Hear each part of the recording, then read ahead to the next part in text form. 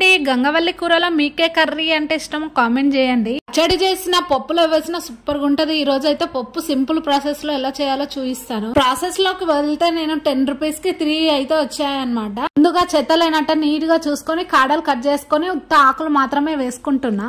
పప్పులోకి టమాటా ఆనియన్ కూడా కావాలి కదా, అందుకని టమాటా ఆనియన్స్ కట్ చేసుకుని పక్కనైతే పెట్టేసుకున్నాను. తర్వాత కుక్కర్ తీసేసుకొని ఇంకా కందిపప్పుని వేసుకున్నా. ఇప్పుడు నీట్ గా వాష్ చేసేసుకుని ఆనియన్స్, పచ్చిమిర్చి, టమాటా వేసుకొని ముందుగా క్లీన్ చేసి పెట్టుకున్నాం కదా గంగవల్లి ఆకుని, ఇంకా దాన్ని కూడా వేసేసుకొని పసుపు వేసి మనకి ఎంత క్వాంటిటీలో వాటర్ కావాలో అంత వాటర్ పోసేసుకొని 1 టీ స్పూన్ ఆయిల్ వేసేసుకొని కుక్కర్ పెట్టేసుకొని 4 విజిల్స్ వచ్చే వరకు పెట్టేసుకోవాలి. ఇక్కడ ఒక విషయం గుర్తు పెట్టుకోండి, బిగినర్స్ ఎవరైనా గానీ కుక్కర్ విజిల్ మొత్తం పూర్తిగా కంప్లీట్ అయిపోయినాకనే తీయాలి, అప్పుడే టేస్ట్ అనేది బాగుంటది. ఇలా కొంచెం చింతపండు ఇంకా కొత్తిమీర వేసేసుకొని ఒక 2 నిమిషాలు మగ్గబెట్టేసుకోవాలి. బిగినర్స్ ఎవరైనా గుర్తు పెట్టుకోండి, పోపు పెట్టే విధానం వల్లనే కూర అనేది టేస్ట్ చాలా బాగుంటది. ఈ ప్రాసెస్ లో ట్రై చేయండి, ఖచ్చితంగా బాగుంటుంది.